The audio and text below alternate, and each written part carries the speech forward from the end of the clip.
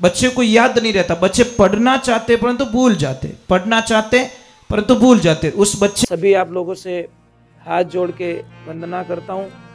हमारा जो चैनल है श्री सोनू महाराज, वो चैनल जरूर सब्सक्राइब करें और इन वीडियो को शेयर करते रहिए। सभी देवी देवताओं की एक बार बोलो राधे, और नाचने वाले भक्तों की।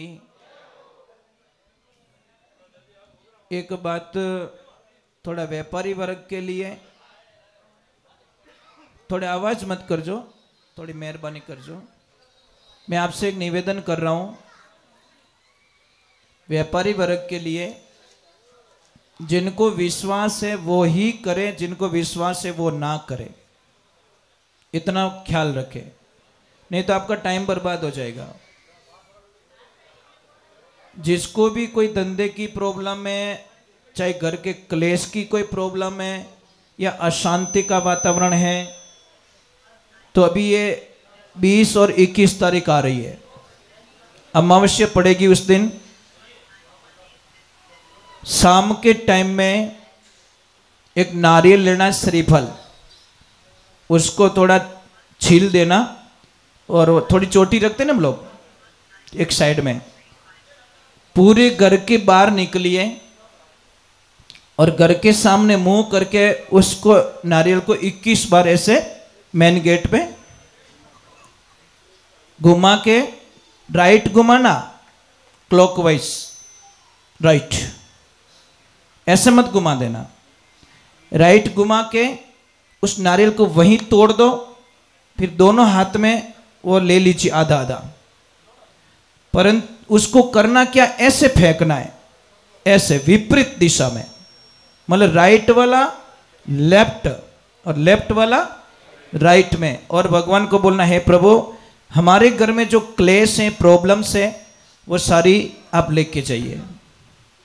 और किसी को धंधे की कोई प्रॉब्लम है तो आंवले का जो वृक्ष होता है उसके पास में जाओ, थोड़ी हल्दी चढ़ाइए और दोनों हाथों में पानी लेकर ऐसे कलश को लीजिए, पूर्व की तरफ मुंह करना ईस्ट फेस में, और उसमें पानी चढ़ाना है आंवले के पेड़ में, हल्दी के ऊपर, और एक नाम बोलना, हरि हर महादेव।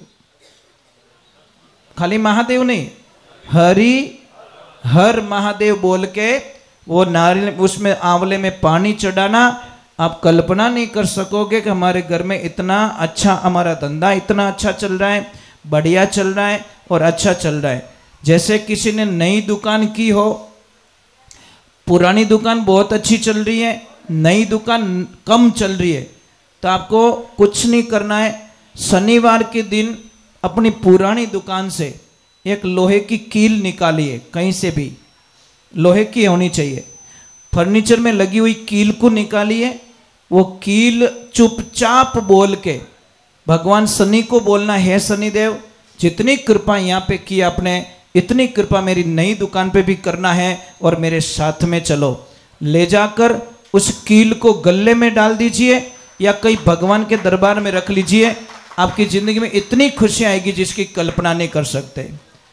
जिसके भी बच्चे पढ़ाई में कमजोर है, पढ़ाई में कई लोगों को बहुत सारी प्रॉब्लम्स होती है, बच्चे को याद नहीं रहता। बच्चे पढ़ना चाहते परंतु भूल जाते, पढ़ना चाहते परंतु भूल जाते। उस बच्चे के लिए क्या करना है, पूर्णिमा के दिन कोई देसी गौ रखता हूं, देसी गाय माता, वो नहीं चाहिए, जर्सी गाय, देसी गाय, वहां पे जाइए, आपके सामने उसको बोलिए कि अब इसका दूध मुझे चाहिए, थोड़ा बछड़े को पीने दो, और उसको इतनी रिक्वेस्ट करनी है कि मुझे आगे वाले थन है ना उसका दूध चाहिए, पीछे वाले नहीं, आगे वाले थन का दूध निकालिए और दूध निकाल के घर पे लाइए पूर्णिमा के दिन। फिर घर पे लाके खीर बना दीजिए, ड्राई फ्रूट जो भी डालना है। उस खीर को कम से कम 1-2 घंटे तक चंद्रमा का प्रकाश दिखाना है और फिर उस बच्चे को आप खिला दीजिए। आप कल्पना नहीं कर सके, जो पढ़ना नहीं चाहता है वह भी बच्चा जबरदस्ती पढ़ाई में मन लगेगा और आप कल्पना नहीं कर सकते। इतनी बढ़िया बात है, ये ध्यान रखें। गाय के दूध में बहुत शक्ति होती है, परंतु अपने बूढ़िया लोग कहीं कहते हैं वेड़ारा वयोड़ा मोती निपजे। एक बात का ध्यान रखना, इस दुनिया में सारे लोग, आपका पार्टनर, आपका भाई, आपका सगा, आपका मित्र, आपका पड़ोसी, इनमें से कोई नहीं चाहेगा कि ये आदमी मेरे से आगे निकले। आपका पार्टनर कभी नहीं चाहेगा कि मेरे से अलग होने के बाद में मेरा पार्टनर मेरे से डबल कमाए। आपका दोस्त कभी नहीं चाहेगा कि मेरा दोस्त मेरे से ज्यादा कमाए। आपका भाई भी चाहेगा कि वो मेरे से पीछे रहे, आगे ना जाए। एक क्लास में पढ़ने वाला बच्चा कभी नहीं चाहेगा कि ये लड़का या लड़की मेरे से अच्छे नंबर लाए, मेरे से पीछे रहे। पर दुनिया में दो ही ऐसे महापुरुष होते हैं, वो चाहते कि ये लड़का हमेशा हमारे से आगे निकले। वो कौन होते? पेरेंट्स। माँ बाप रे अलावा कोई दुनिया में आपको आगे बढ़ने का सपना आशीर्वाद नहीं देंगे, सिर्फ माता पिता के अलावा। माता पिता चाहते कि मेरा बेटा मेरे से बहुत आगे बढ़े, बहुत आगे बढ़े। तो एक बेटे ने पिताजी के व्यापार पे ध्यान दिया और पिताजी की इच्छा थी कि बेटा हमारी 40 साल की पेढ़ी है, इसका थोड़ा ध्यान रखना। बेटे ने बात सुनी और बैठ गया पेढ़ी पे। अब उसने व्यापार इतना फैला दिया महाराज, बहुत ज़्यादा व्यापार फैला दिया। अब समझ लीजिए, व्यापार फैला के बहुत अच्छी बिल्डिंग बनाई और बिल्डिंग बना के बिल्डिंग के ओपनिंग में पिताजी को बुलाया, उनसे रिबन कटवाया। तो पिताजी ने उसको एक प्रश्न किया, बहुत राजी भी हुए कि धन्यवाद है मेरे बेटे को, कम से कम मैं तो नॉर्मल में था ना, इसने बहुत सारा कारोबार आगे बढ़ा दिया, इतनी बड़ी ऑफिस बनाई, इतनी बड़ी बिल्डिंग बनाई। अब महाराज ध्यान रखें, पिताजी ने बच्चे को पूछा, ये पॉइंट्स थोड़ा ध्यान से सुनना। पिताजी ने बेटे को पूछा कि बोल बेटा, इस दुनिया में सबसे ताकतवर व्यक्ति कौन है? बेटे ने तुरंत बोल दिया पिताजी मैं। पापा रो मुंड उतर गो, क्यों तो गड़बड़ रहेगी। फिर थोड़ा ठंडा दिमाग से पूछा कि बेटा इस दुनिया में सबसे ताकतवर व्यक्ति कौन है? तो उसने तुरंत बोल दिया पापा मैं। पापा ने बोला, अबे मारवाड़ हाल नो छोको, अपनी सीट तो गई भाई, अबे हटो। पिताजी की आंखों में आंसू आ गए साहब।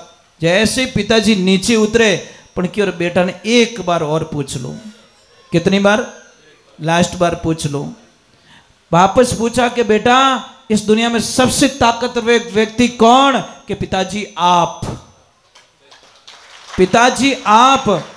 तो पापा ने बोला, बेटा 2 बार जब पूछा तो तूने बोला मैं हूं मैं हूं, मार तो कालजो ही काट दियो कि पापा उस वक्त में आपके दोनों हाथ मेरे कंधों पे थे, इसलिए मैं दुनिया का सबसे ताकतवर व्यक्ति था। जैसे ही आपके हाथ हट गए आप 1 बन गए, मैं 0 बन गया। इन्हें वास्ते जिन माते माँ बाप रो हाथ कंधों माते है ने, उससे बड़ा ताकतवर दुनिया में कोई हो नहीं सकता। इन्हें वास्ते महापुरुषों, आप कितना भी कमा लेना, कितना भी कुछ कर लेना, पर माँ बाप ने मत सताई जो। बेचा बटो रियो, कोई बोलता हमारे बिल्डिंग आई, कोई के गाड़ी आई, कोई के बो आयो, कोई के कंपनी आई, और एक भोलो आदमी के गेला मारे को ने मारी माँ आई रे, मैं दुनिया में सबसे लकी आदमी हूं, मेरी माँ मुझे मिल गई। ना गाड़ी चाहिए, ना बंगला चाहिए, ना कुछ चाहिए। महाराज एक ध्यान रखना, औलाद बीमार हो जाती है तो माता पिता सारी प्रॉपर्टी गिरवी रख देते हैं, अपनी एफडी तोड़वा देते हैं, अपनी सारी कमाई तोड़वा देते हैं। पर जब पापा मम्मी बीमार रहे तो सब थोड़ी शंकाएं घुस जाती है। कैसा 12 साल रह गया मने सेवा करते हैं, हमें तो नैन क्यों ही करी। अरे बाप रे, एक आदत छोड़ दो आपकी। कहीं के माँ बाप मारे भेड़ा रहे वो शब्द छोड़ दो साहब। कहीं के वो मैं माँ बाप रे भेड़ो रहूं, जिन दिन ओ बोलोला उन दिन आप बहुत सुखी रह जाओला। हमारी क्या औकात है जो माँ बाप ने आपो भेड़ा राख सको? यूं बोलो ने बेटी रे बाप के मैं माँ बाप रे भेड़ो रहूं। कई लोग का मने के महाराज मैं गाय को गोद लेके आया हूं।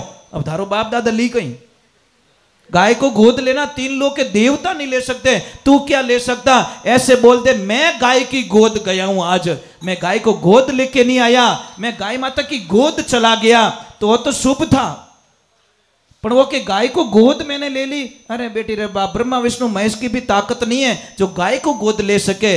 अरे इतना बोलते गाय की गोद गया हूं मैं, तो वो तो शुभ होता। महाराज कई लोग क्या करते हैं, अभी हमारा कुछ दिनों पहले कोई किसी ने सत्संग बुकिंग करवाई और हमें पूछा कि महाराज ये तारीख है लिख दीजिए, और नाचन वाला हाथ आई कि नहीं आई? मैं बोले क्यों? कैसा कोई हनुमान जी पढ़न नाचे, कोई महादेव जी पढ़न नाचे? मैंने बोला सत्संग कैंसिल करो, आई नॉट एक्सेप्ट, नहीं, नो एग्री, मैं ये नहीं कर सकता। अरे मारी कहीं औकात जो हनुमान जी नचाई सकूं, मारी कहीं औकात जो महादेव जी ने मैं नचाई सकूं? अरे भोला आदमी थोड़ा तो दिमाग यूज करो, महादेव जी को मैं नचाऊंगा?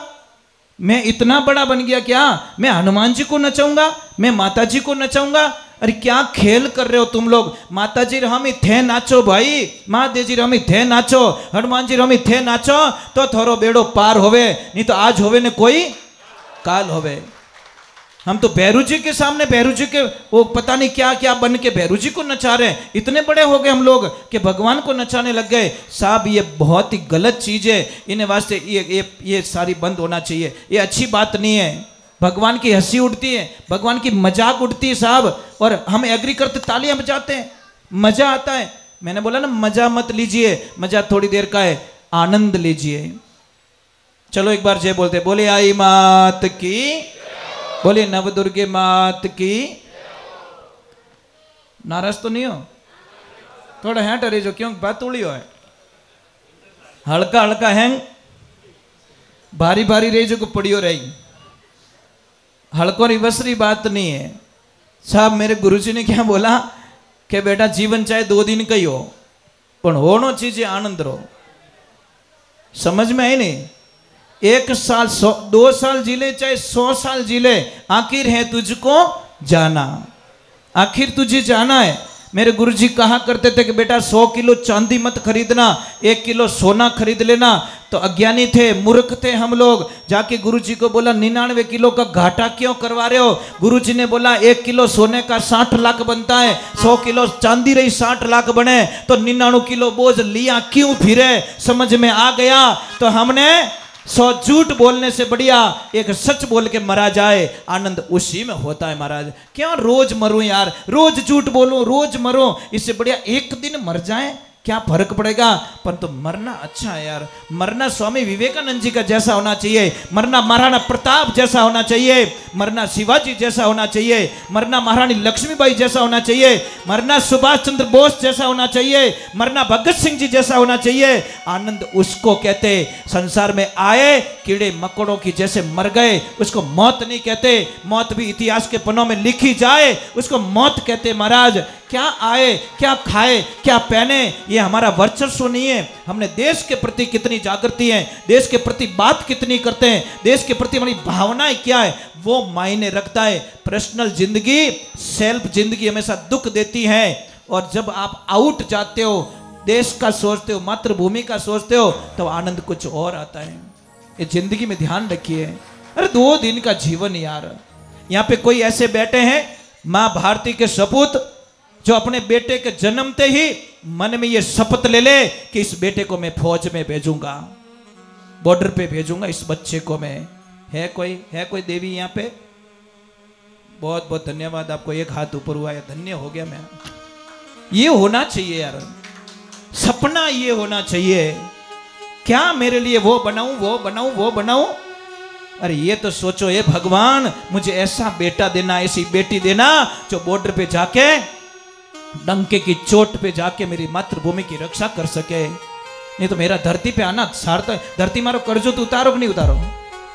एक छोटा सा भजन सुना देता हूं ताकि शंका निकल जाए। 5 कर्जे हमारे पे। कितने? जब तक ये कर्जे नहीं उतारेंगे हमारी मुक्ति होने वाली नहीं है।